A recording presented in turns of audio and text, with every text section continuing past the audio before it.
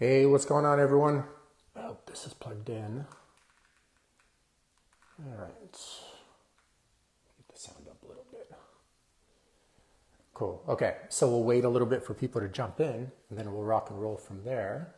Let me get everything set up. Got this little desk a little bit tighter today. I got this minimalist desk, just the one disadvantage is it's quite small. So, you guys, before we begin, for people that are into coffee and kind of in a rush and like cold brew concentrate, that's pretty powerful. I've been kind of trying this brand out here, not getting any kickbacks at all. It's just kind of what I've been using. It's really nice. It's in glass, which is nice because you avoid all those microplastics, which is a good thing because those build up in your arteries over time and could lead to cardiovascular complications, especially if there's already a lot of plaque buildup in that area as well. And it's nice because it's actually certified USDA organic as well. It's what I'm drinking right over here. It's good for time economics. You know, if you want to just get up and have something to drink without actually needing to get anything ready, which I like because I like spending the first like 30 minutes or 40 minutes of the day. I have my phone off. I hate turning on my phone first thing in the morning, and I think nobody should, you know, because that's a good time to reflect and get ready for the day instead of being bombarded by just random interruptions, you know. And especially probably the worst thing to do is to kind of turn on your phone and go on social media like Instagram, TikTok, or any of these kind of more shorter form content videos, et cetera, et cetera. But another good thing too, I think it was like $9 or $10 for this. I forgot exactly. And it lasts for, I don't know, like for me, like 4 or 5 cups. So 4 or 5 days, you know, so it's much cheaper than if you were to go, and get coffee at a coffee shop, you know, and saves you time. You don't have to drive over there, which adds to the cost of the coffee. You don't have to stand in line. And on top of that, it's very tough to find organic coffee shops that sell organic coffee, and this is at least USDA organic certified, which is a good thing because coffee beans are grown with a gargantuous amount of biocides. So a lot of times, you know, if they're grown with those and they're systemic, you know, they get soaked up by the roots of the plants, and then you end up drinking that every single day, and it quite adds up. You know, if you consider all those like pesticides, herbicides, fungicides, rodenticides, plus, you know, they serve you typically in like a paper cup, but it has like a plastic coating, so you're getting a lot of those microplastics in the coffee shop as well, and stuff of that sort. So it's just an alternative, you know. It's much cheaper too. So this lasts like 3-4 days for me. You know, like a single cup of coffee with, you know, the standard minimum. Notice like they always put like 20% as a minimum now, where like 10-20% tip, where like you know, 10, 15 years ago, 20% was like the gold standard. It's kind of like when service was so, Conrad, good to see you. Service was so amazing. You would give the waiter or waitress 20%. But now they expect like 20% to be the minimum, and it's not even organic coffee, and it's served in like a paper cup with a plastic coating. So you're getting all those, you know, microplastics that build up as plaque in your arteries over time. And that's really serious, guys. I know a lot of people take it lightly, but you know, 1 out of every 3 American males die from cardiovascular complications like heart disease, you know, and those microplastics build up as plaque. They add to the buildup in your arteries, to the plaque that may already be there, and thus lead to an increased chance of cardiovascular complications. So I think overall, like a big win, you know, it's cheaper. It's USDA organic certified. It's far more convenient. You can sit in, you know, the peace of your own home. It's already made for you, et cetera, et cetera. It's in glass. You know, you don't have to tip 20% just for people to do their job, basically. And it's all around win. I'm just going to put this down to create a little bit more room. I just wanted to kind of share it with you guys, unless if you're looking for something a little bit more convenient and economical too, to save quite a bit of money. Because I think, I forgot the exact numbers, but I think the average American spends like a few $100 a week just on, a month rather, just on coffee, you know, going out and drinking coffee. But remember, like with the tip and everything, it's like, I don't know, $7, $6 for a cup. But that same cup costs like $20 or 20 cents to make at home. So it's like a huge price difference. And oftentimes, honestly, I think just the coffee at home is better. You know what I mean? Like, this is tasting so good. I feel it's concentrated, which is nice, which is what I like. It's plain black coffee. So if you're looking to lose weight, it is a calorie-friendly thing you could add to your diet. It's like 3 to 4 calories per cup. So it's like nothing. It's healthy for you too, you know, in like moderate to low dosage. I would just say the only thing with coffee is a lot of people use it to overcome chronic fatigue, where I think that is a mistake, you know, and it leads people to be even more chronically tired. You notice with like coffee drinkers, the more coffee they drink, the more they seem to be tired, you know. So if you're tired, remember, it's your body's way of telling you need to rest. Not have more coffee or grind it out. You just literally simply need to take a nap.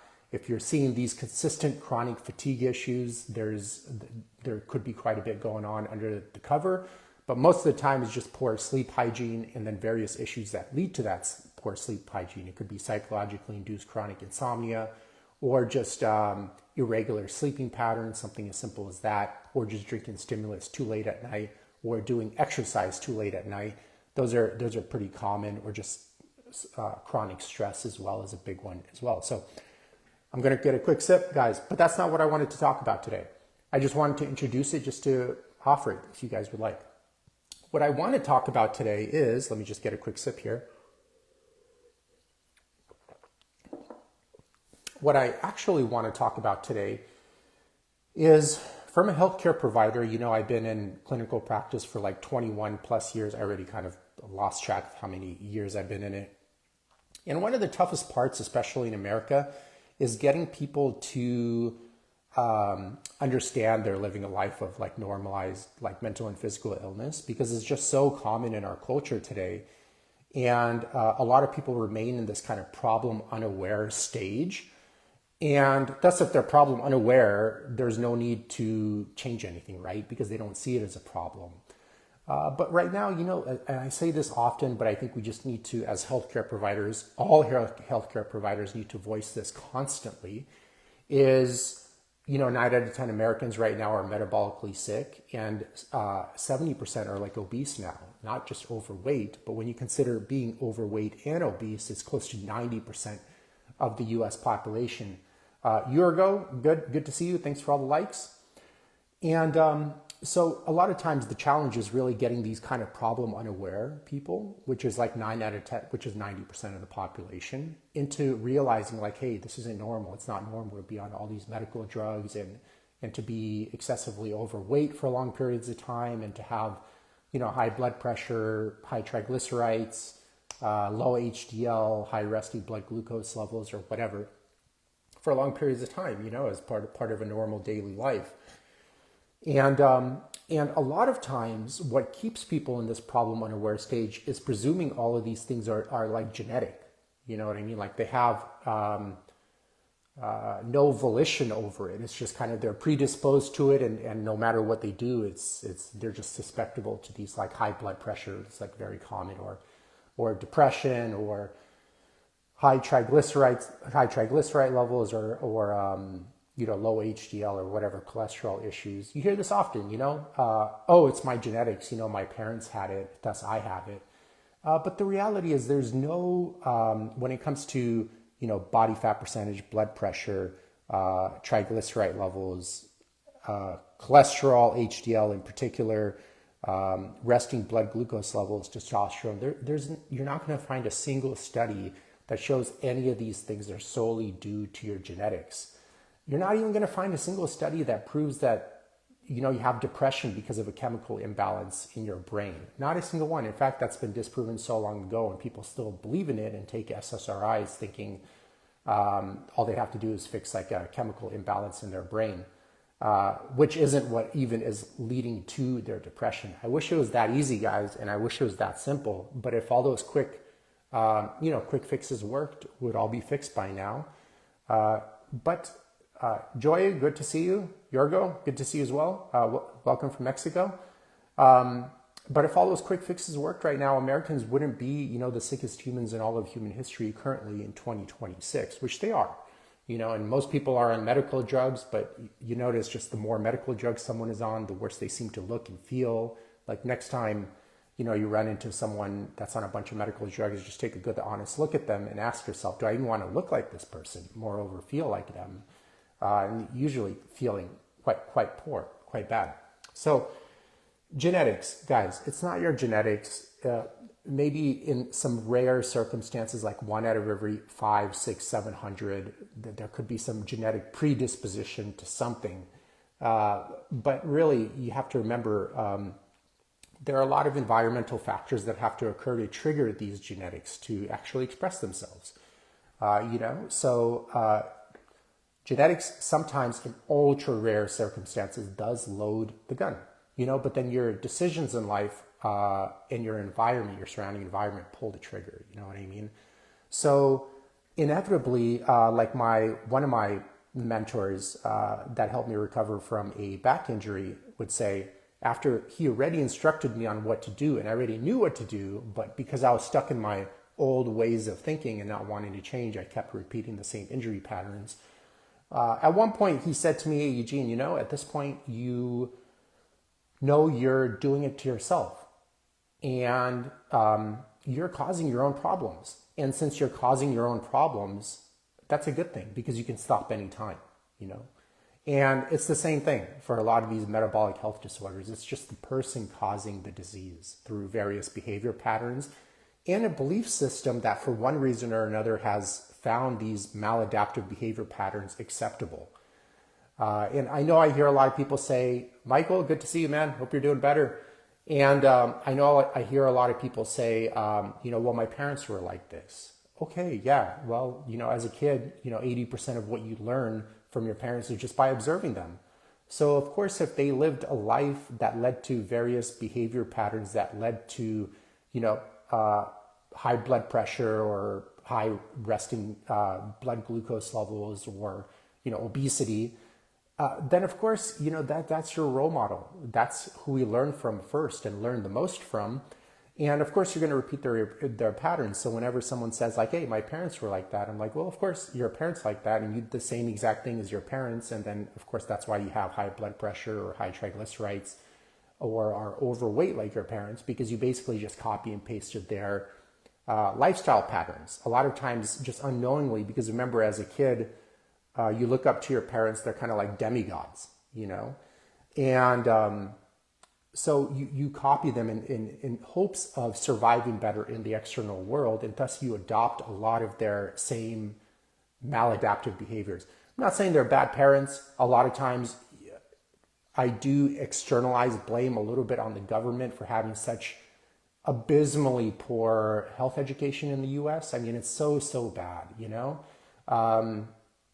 It's extremely rare to run into someone in America that actually knows how to live life sustainably, actually knows what real food even is, or how to use movement as medicine, or how to manage their central nervous system, or just like extremely abysmally like basic topics.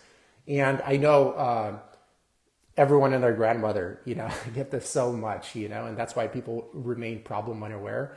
Everyone and their grandmother thinks they know about nutrition and how to stay healthy, but it's just not the case. And if you look at the numbers, they're very humbling. Like I mentioned, 9 out of 10 Americans are metabolically sick, with also, 8.5 out of 10 being either sick or overweight.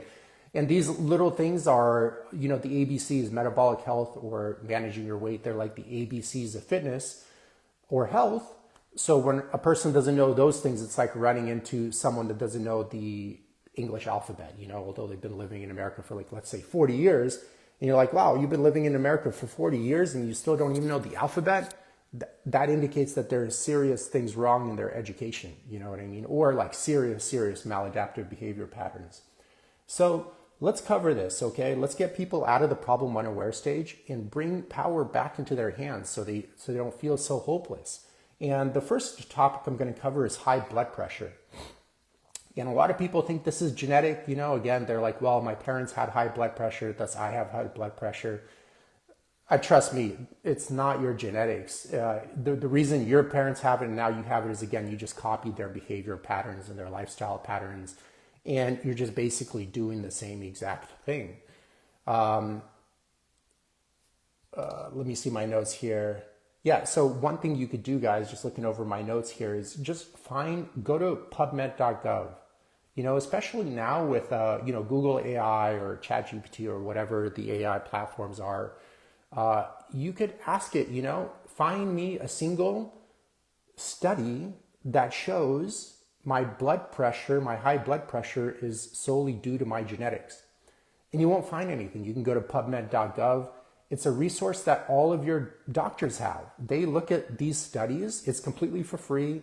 You have access to it as well. That's where they find all the studies to determine a course of action for you or a medication for you, et cetera, et cetera. PubMed.gov, you can go on it and just go ahead and try to find a single study that proves that your high blood pressure is solely due to your genetics. You're not going to find one, It's not going to happen, okay? And when I run into people usually that say that, it usually indicates that, they're lacking quite a bit of health education. And my next question would be like, well, what have you tried? They usually say, I've tried everything. It's typically like a 40-year-old or 50-year-old male. They're typically at this point on high blood pressure meds. And they're like, I've tried everything. So I take a good look at the person. My first screen for them is to determine if this is actually right, is I take a good look at them. And you can see, is the person looking exhausted? Is the person overweight? You know what I mean? Does the person have good skin complexion, et cetera, et cetera? This doesn't say everything, but it starts giving me data and information on how sustainably this person is living. Because high blood pressure, what's the technical phrase for it? Hypertension, too much tension in a person's life, So this person most likely doesn't understand how to manage the human central nervous system, which hasn't even changed in like 250,000 years. And the way people are living now is so many standard deviations away from how the central nervous system has ideally evolved to sustainably function in the external world. So many standard deviations, but again, it's so common, and oftentimes you don't even have a reference point to compare it to, that it's been normalized. So it's common to be like in even little things, like being in traffic is actually very, very stressful on the central nervous system, like in freeway kind of traffic. Having a tremendous amount of micro stressors in your life. So like you get into traffic, you know what I mean? And then you get into work, you have deadline after deadline at work, and maybe one annoying coworker they don't like dealing with, or a boss that doesn't understand nonviolent forms of communication. And then you go to lunch, you get more coffee, there's a cortisol spike, then you have a bunch of pesticides and microplastics in that coffee, and probably like very factory farmed out food, because you can't eat healthy when you eat out in America. It's just freaking impossible. Then you get back into the office, for 4 more hours, you got deadlines, et cetera, et cetera. And then you get back, back on the freeway, you drive home. It's actually very stressful in the central nervous system to stay within the lanes of a road. And I know, you guys, this is so common. A lot of people are like, well, it happens all the time. I know it's common, but it's just not normal or healthy. You know what I mean? Especially when you're chronically exposed to these type of environments. And then typically people get home and they may not have a loving relationship at home, so there's a lot of micro stress there. You can compound the financial stress. I think the average American, last time I checked, it's been a while, has about like $800 to $1,000 saved up for emergencies, So in these kind of situations, the person's in a myopic state, which creates a lot more chronic stress, micro stress. These are little things, you guys, and these micro stressors go under the radar for most people. They're like discontinued, not discontinued, but just not very attended to. They're like, oh, what's the big deal? Each of these individual events, like having, financial stress or being stuck in traffic, each individually in isolation on their own isn't a big deal, actually. But the problem is in the real world, they don't happen in isolation. And a lot of them have a synergistic effect. So when they start stacking and compounding with one another. So, being stuck in traffic, micro stress, not a big deal. But being stuck in traffic, then with financial stress, now you're starting to compound interest. Being in traffic with financial stress with an annoying coworker, now it's starting to get even more stressful. Being stuck in traffic with financial stress, annoying coworker, plus being in a job that's not aligned with your core values, now even more stressful. You know what I mean? So that's how it happens. And then, of course, people develop maladaptive behaviors to deal with that kind of lifestyle, and then gain weight, don't exercise, and their blood pressure goes up. You know what I mean? Obviously, very, very high sometimes. And their go-to is 95% of people, go to their local family physician or medical doctor for health advice, and they get there, and then the average time spent with your medical doctor is like 5 minutes in America, and they diagnose you. But just so you guys know, a proper assessment when you're first meeting a client, not follow-ups, but when you're first meeting a client, is like 3 hours long. That's how long I spend with even relatively healthy incoming clients, like 3 hours. And then I usually do 1 or 2 hours of more assessments, maybe 4 or 5 months into the program. And there's also weekly follow-ups. That's also critically important for healthcare, because oftentimes people feel alone and lost and need someone to help them, you know what I mean, on a spiritual and emotional level as well. And more importantly, just be there to answer questions like kind of on the spot. So I always allow my clients to kind of give me a text. So whenever they run into any obstacles, they can just text me, and I reply quite quickly usually.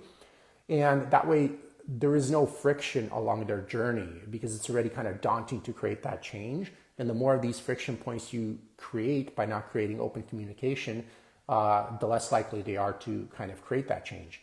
So they go to the doctor, 5-minute quick Q&A, and they're like, well, you have high blood pressure. Here's high blood pressure meds. You know what I mean? It's sometimes they say hereditary. Well, I would say just ask them to provide a single study proving that your high blood pressure is solely due to your genetics. They won't be able to. Then the big question is, well, if it's not due to solely to my genetics, what could it be due to? Well, maybe all of these things I just mentioned. And if you honestly change all of those things, your blood pressure will go down. In fact, in 21 plus years of helping people with their high blood pressure and various other metabolic disorders, high blood pressure is the easiest to fix out of all the metabolic disorders. It's so abysmally simple. It's so simple. And I've never had a client not bring their blood pressure levels down to a normal range, or being healthy enough to not need blood pressure meds. Not because I'm like a genius wizard guru, just because it's freaking easy. That's why I'm saying, you guys, when people struggle with these absolute basic metabolic health disorders, it's an indication that they just have extremely, extremely poor health education, combined with most likely being surrounded by a lot of people that are equally unhealthy and as uneducated as they are. So it kind of creates a mirroring effect, you know what I mean? Everyone just kind of mirrors each other. So high blood pressure, super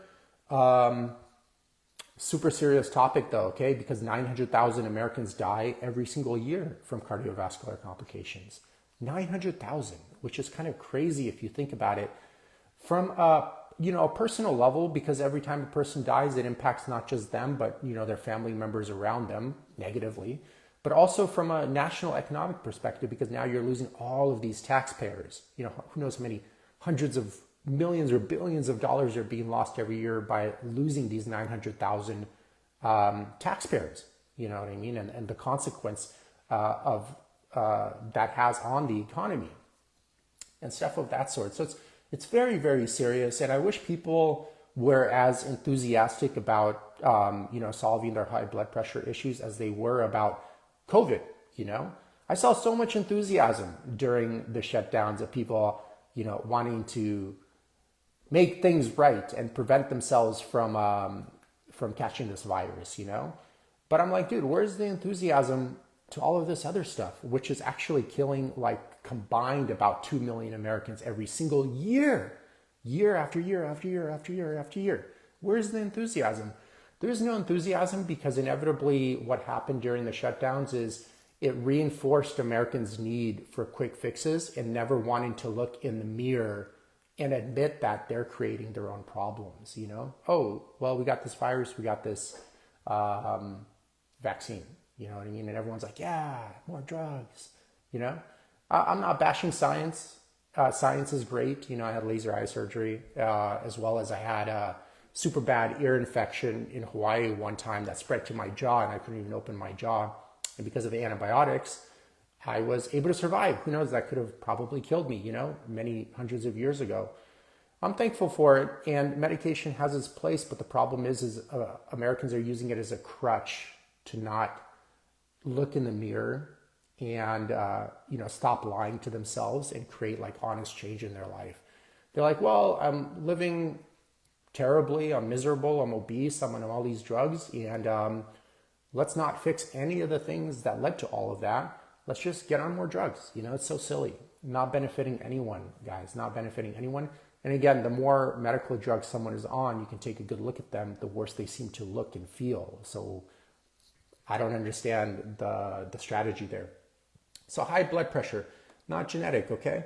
Again, go to ChatGPT, Google AI, PubMed.gov, and find a single study that pinpoints high blood pressure solely due to genetics. You won't find it, okay? The next thing is weight challenges or obesity. A lot of people think this is genetic too, and that couldn't be further from the truth. It's not genetics at all. There's no such thing as a slow metabolism. There's no such thing as a broken metabolism. There's no hormonal imbalance that prevents you from losing weight. All of that is just BS. And just look at it just objectively, okay? Before 1950, 1960, there's like literally almost no obese people in the US. And now 70% of Americans are obese, okay? The human DNA hasn't changed in like 250,000 years, all right? And if you go to any tribal societies, like again, no obese people whatsoever. Gaining weight, etc., being obese, 100% not genetics, okay? It's just due to decades of poor lifestyle and nutritional choices, sometimes done unintentionally by the individual, because again, the health education in the US is just so abysmally poor. It's so bad. It's so bad, and that's reflective of just kind of having normal chit-chat conversations with the typical American.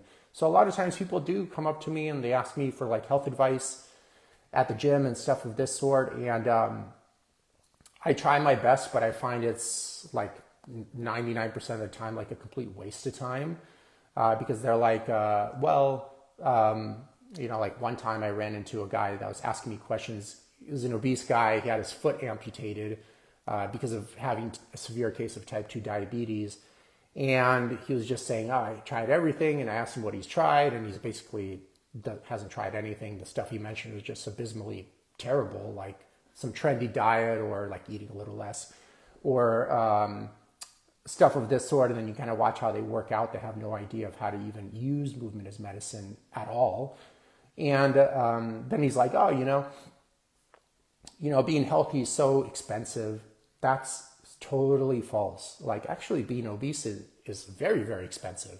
And in fact, like a 250-pound male body, to maintain that body in the US costs around $8,000 to $12,000 a year. $8,000 to $12,000 per year, which is crazy. 10 years, you're looking at about $100,000 to maintain an obese body that's like not benefiting you at all.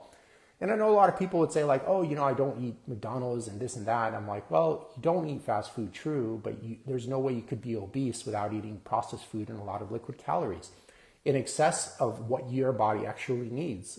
It's not going to happen. And processed food is so expensive.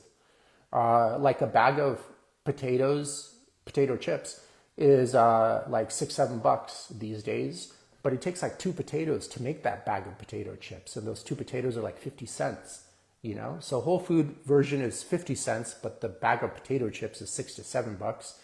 And this completely goes under the radar of people, just how abysmally expensive maintaining a very overweight body in the US is directly, from a financial perspective. It takes a lot of like money time and effort to make yourself really overweight. It's not going to happen overnight, and it's not because of your genetics or anything of that sort. It takes a gargantuous amount of persistence, and a lot of money. But also, not only that direct cost, there's a gargantuous indirect cost as well, such as being forced into like an early retirement. Let's say you're making, I don't know, towards the end of your career, let's say 150K a year, but you're forced to retire like 10 years earlier. You lost like $1.5 million or whatever in salary, just because you're forced to retire because of health issues and stuff of this sort. So it's so expensive, guys. It's so expensive, abysmally expensive. And it's kind of sad to see people spending so much money on like processed food and junk food, which is 100% you need to eat to be obese. It's not going to happen from eating like steak and broccoli and fruit at all, ever. So inevitably they need to come to the realization, it's like, hey, why am I okay with spending money on all of this obesity producing stuff and then not okay with spending a fraction of that money on actually food that is going to nourish me and give me good skin and hair and make me look good and make my brain function well, et cetera, et cetera. So another big thing is, guys, metabolism doesn't slow down with age. I hear this so often. It's like, oh, I get overweight because I'm getting older. No, it's like metabolism doesn't change from like your mid-20s through your mid-60s. It doesn't. And in fact, if you just keep lifting weights and becoming more and more muscular over time, your base metabolism actually increases. The amount of calories you burn actually increases as you age. I'm 41, and I need to eat like 3,000 calories a day just to maintain my weight. And then if I want to try to gain and actually push myself heavily in the gym, it's like 3,500, 4,000 a day, easy, no problem, like 205 pounds. Okay, it doesn't slow down with age. That's total BS, guys. Don't believe that. Don't lie to yourself if you tell yourself that. It's not helping you in any way. It doesn't slow down with age at all. Another thing is no such thing as starvation mode. That's abysmally like silly. Okay, I've had over probably 21 years of coaching. I had some people say even crazy things like, I don't eat anything and I still gain weight. Okay, well, that's complete like lie. What other lies are you telling yourself? That's not true at all. And I would argue, this is jokingly, I'm not telling you to actually go do this. Okay, whenever someone says, I can't lose weight even if I don't eat anything. Well, that's great news. You could get lost in the forest, and since you can't lose weight without any food, you're not going to starve to death. You know what I mean? Like, how silly does that sound? This shows how abysmally lost people are in their health education. And again, I'm going to repeat this often. You guys, I know everyone and their grandmother thinks they know what healthy is or healthy. It's not the case. It's so like almost delusional. Like whenever you hear someone say like, oh yeah, like, I have all these metabolic health problems and I'm overweight, but yeah, I'm eating healthy. It's like, no, you're not. It's just not the case. You wouldn't be having these things if it was the case. It's just that simple. And just having this honest conversation is the best thing you could do to someone, because all of these maladaptive behaviors are not helping the person like in any positive way at all, like financially, socially, at the biological level with their health, with 12 human systems, everything. It's negatively impacting their life in every single way. And they're paying thousands upon thousands of dollars per year on activities that further reinforce that, unknowingly, and then complain about organic food being too expensive, although it's way cheaper than eating out and processed food, stuff of that sort. No such thing as starvation mode. And in fact, if you can't lose weight eating no food, congratulations, just stop buying food. You're not going to lose weight anyways, and you're not going to starve to death. Imagine how much money and time you'll save by not having to buy food or eat the food and stuff. I've heard this stuff over 20 years, like so many times over and over. It's almost like comical at this point. And you guys, no such thing as a broken metabolism. Some fitness health programs or, your local druggie Instagram influencer promoting like fix your broken metabolism program. There's no such thing as a broken metabolism. Some metabolisms burn a bit more calories than others, but there's no such thing as a broken metabolism. And you can see it because on their advertisements, they're like, well, see, we fixed their metabolism and like just 2 weeks later or a week later, they're already losing weight. It's like, well, that means it wasn't broken. You know what I mean? Because there's no such thing as a broken metabolism. That's silly. So, okay, high blood pressure. Again, you guys, I'm challenging you. Go on ChatGPT, Google AI, PubMed.gov. Ask it, find me a single study that says my blood pressure, high blood pressure is solely due to my genetics. Good luck. Same thing with obesity. Find a single study that says I'm obese because of my genetics. Good luck, you won't. And then the next thing is, just gonna get a quick sip here. The next thing is, you guys, depression. I'm just going to address this. It's not so much people say it's like my genetics. It's moreover, they say it's kind of like a chemical imbalance in my brain of some sort. So again, this theory that there are some chemicals that are not functioning properly in a person's brain, and that's leading them to be depressed, has been debunked a long time ago. It's so silly, but people still believe it. They take God knows how many antidepressants, and sometimes I've seen people on 4 or 5 antidepressants and still depressed. In fact, I've never seen anyone take a antidepressant and not continue to still be depressed. And then they become dependent on these medications. And I should have brought the study, but there's a really good retrospective study done that showed that people that take antidepressants, even years after discontinuing them, the gut microbiome had a similar impact as taking a broad spectrum antibiotic. And that's a little bit troubling or worth looking into, because inevitably, 90% of serotonin and a lot of your neurotransmitters are created in your digestive system. And if these drugs are, kind of destroying your digestive system, I presume that's going to have a negative impact on your mental health as well. Ironically, although people take these drugs for their mental health. What I found, through 21 years of practice is, with depression, there's a little nuance, but the big players are, you typically see a person that has anger turned inwards towards themselves instead of the external world for one reason or another. They typically, with chronic depression, also have like unmet needs for prolonged periods of time. This is always a common theme. That's actually the most common one. And that's presuming they're very clear on their needs, on their core values, which a lot of people are not clear on either. So they have this sense of kind of like emptiness, It's rather more accurately stated spaciousness that's then, labeled as emptiness. And then people build various almost infinite inferences about why they feel empty, et cetera, et cetera. And the more inferences they typically build, the more fire or the more fuel that's being put on the fire. Thus the fire of depression gets bigger and bigger and worse and worse. Another common thing I've seen with people struggling with depression is, ironically, they have the digestive issues. And there is a huge connection, again, between your digestive health and your mental health as well. So that's something to consider. They're typically also not using movement as medicine correctly, or just not doing it at all, And the human body has evolved to have dynamic movement all day, not to be sitting behind a computer all day, et cetera, et cetera. So those are the big players. There's a lot more nuance, but those are the big players that you see, again, with depression. And of course, you go into a local office and they're like, well, I'm depressed. Well, here's an antidepressant. But I'm like, how about all these other things? You know what I mean? How about we just focus on that? What do you think is going to overall improve the quality of your life more? Identifying your core values and living true to them, or taking an antidepressant, you know what I mean?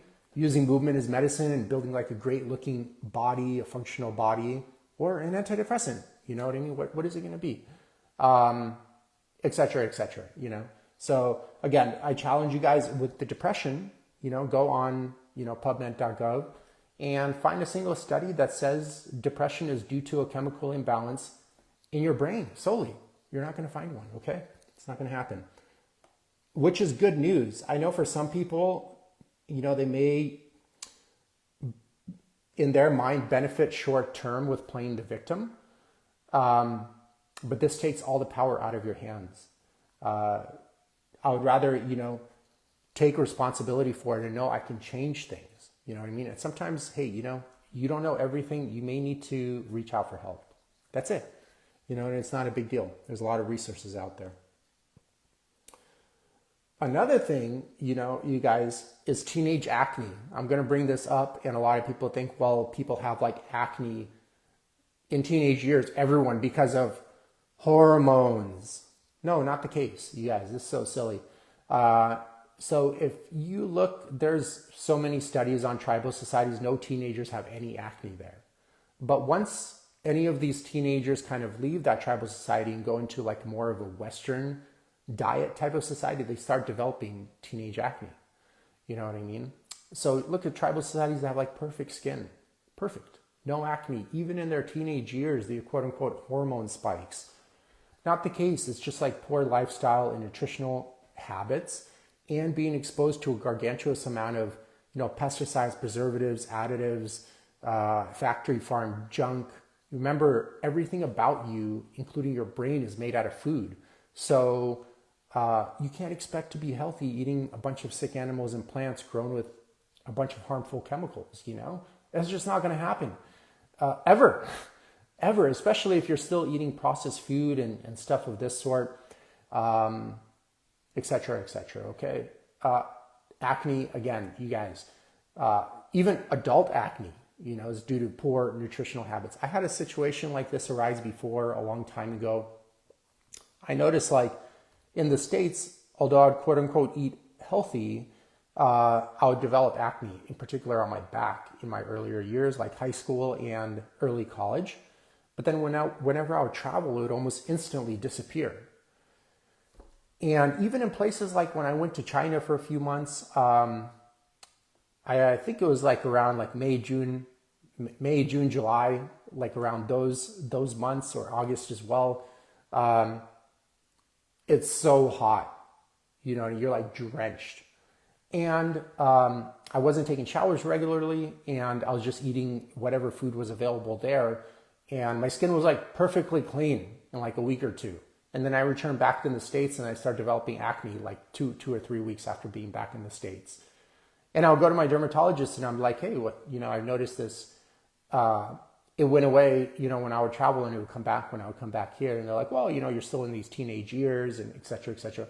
Anyways, the point being is, look up a lot of these studies on these tribal societies and you'll see their teenagers do not have acne. But a lot of people think that's like the genetics or like part of life, to have a lot of zits and stuff of this sort. So not the case. These are all myths that people honestly believe their freaking entire life. And it prevents them from taking honest change, because once they start going like, oh, it's my genetics, they don't take any action typically. They just get on a bunch of drugs because they feel hopeless. And they're also in a myopic state because they have so many deadlines at work, and they don't have time to think more broadly and accurately. And thus they jump on a bunch of medical drugs. And obviously over a long period of time, those medical drugs create side effects in and of themselves, which require more medical drugs. And on top of that, you guys, if you have high blood pressure, and you take a high blood pressure med, like here's my question is like, okay, you have high blood pressure and you take a blood pressure med, it suppresses your blood pressure a bit. The problem is the belief system, the mind virus you have that led to certain maladaptive behaviors that led to that blood pressure is still there. So although your blood pressure is suppressed, you'll still inevitably continue these unsustainable patterns, which in a long enough time frame will lead to various other mental and physical disorders throughout your whole entire life. And then if you continue down that path, your only strategy is just to get on more and more drugs. And you'll be, it's not going to be surprised that you continue to look and feel worse year after year. Again, I would say look at your friends and you'll notice a steep correlation between like more medical drugs, they look and feel worse. You know what I mean? Less medical drugs, they look and feel better. A lot of confounding variables there though. So same thing with high triglycerides. Believe it or not, I hear some people say, well, my triglycerides are high because my parents, they had high triglycerides. Yes, of course. because you're copying their same exact behavior patterns, and thus you lead to the same maladaptive behaviors that lead to the same health ailments. High triglycerides is not genetics. I'm not going to go into that too much. Same thing with resting blood glucose levels, okay, type 2 diabetes. I think 125,000 Americans die from type 2 diabetes every single year, so it's a crazy number. Imagine if the military was losing this number every single year, what an outcry that would be. If you look at the Vietnam War, which lasted for 10 years, from 65 to 75, you had like 50,000 American soldiers die in actual combat. So it's like 5,000 a year. Meanwhile, you have like 120,000 dying from type 2 diabetes, which is so abysmally easy to prevent, like so abysmally easy. And then you have another 900,000 dying from heart disease every single year, which again is so abysmally easy to prevent. So between those two, you're looking at like nearly 1 million deaths every single year, 1 million deaths every single year. Meanwhile, in a high combat situation like Vietnam, you're looking at 5,000 deaths every year, and no one's blinking an eye. No one's changing anything. We're just throwing more medical drugs at the problems. Everyone's becoming more of a medical drug addict and a druggie, and they're looking and feeling worse, and people think it's normal. I'm like, dude, like just look in the mirror, like it's not working. But again, type 2 diabetes, not genetics.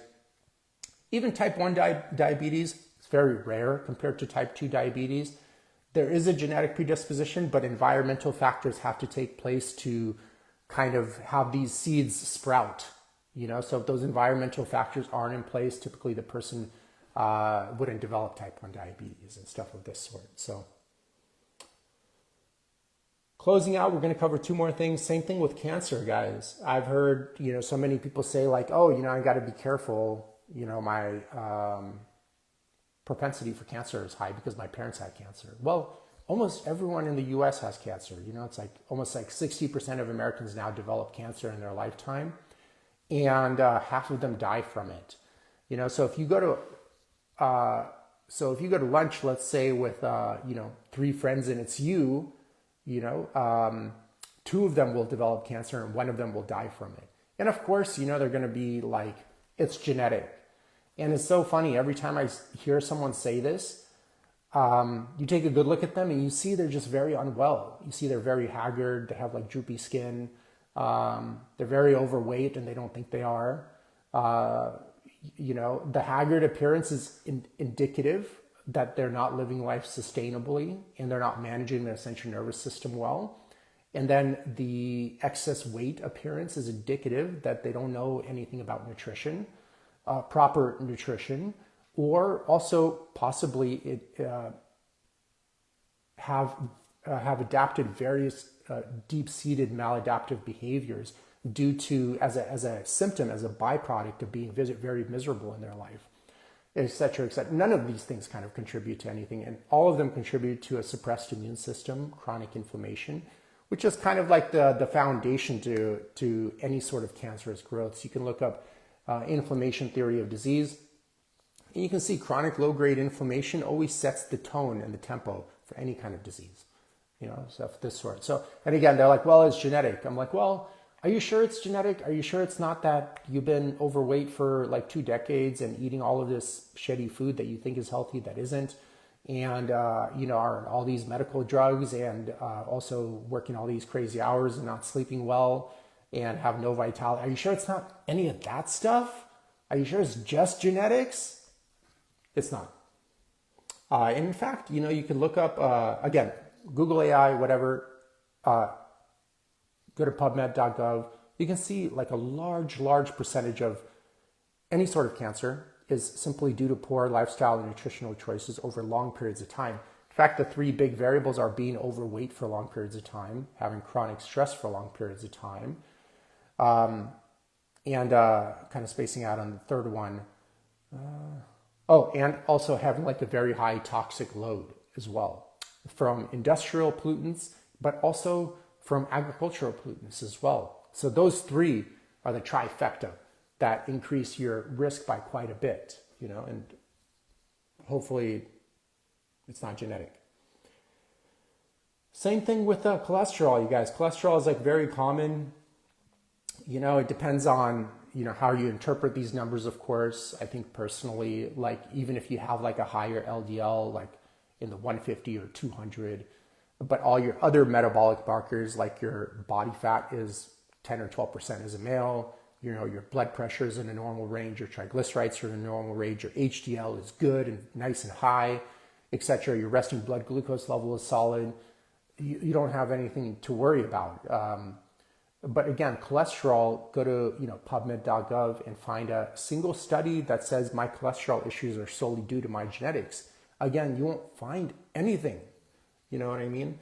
And statin use, even if it's very consistent, does come with side effects. I had many clients experience various side effects, usually due to with like muscle spasms and weakness in general. It only decreases your chances of having a cardiovascular complication by 3 to 5% over a lifetime, and stuff of this sort. So again, go to, don't believe me, please do your own research. Go to PubMed.gov, go to Google AI, type in, is my high cholesterol due to solely my genetics? It's going to say no. Okay, closing statements, you guys, finishing this one off. So get your labs done once a year, okay? Some people like to get it done twice a year. I think I get it done once a year. It's more than good enough. But get a comprehensive, complete panel done. Get a comprehensive, thyroid panel. Make sure to get your free testosterone, total testosterone, sex hormone, binding globulin, A1C. Obviously your basic metabolic markers are important too. Get your body fat taken by a DEXA scan. Sometimes that's a great reality check for most males, because the average American male is at 28% body fat, which is obese. 25%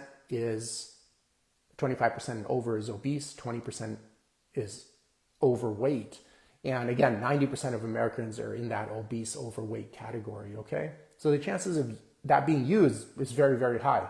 But when you get that test and you get those results and you see it on paper, you're like, well, shit, I'm doing way worse than I thought, but that's okay. Now you've gotten yourself out of the problem unaware stage. Now you're aware that there's a problem. And now it's time to take honest action and really change the person that's causing the disease. You don't have to look too far. Just go look in the mirror and you'll see who they are. And that may require a lot of education, health education. That may require a lot of serious changes in your external environment and your internal environment as well. But the good thing is once you start creating these changes, the quality of your life will improve tremendously. You know what I mean? Where if you just take medical drugs, none of those things change and the quality of your life is still so abysmally poor. Like normalized misery, obesity, medical drug dependence, and disease is the common theme of like 9 out of 10 Americans. And that's not how you should be living life, et cetera, et cetera. And, before we close it out, honest change, can't begin if you just keep lying to yourself, and that's it. That's the first step of change. You know what I mean? Just stop lying to yourself, get educated properly on what it means to be healthy and take action. You got to change, what I mean? Because if nothing changes, obviously. So I hope this helped. Have a good weekend, you guys. And again, get your labs done, get that DEXA scan done, see where you're at, that way you have like a good objective view of what's going on, and then kind of take appropriate action from there. Okay? All right, you guys. Wishing you all the best.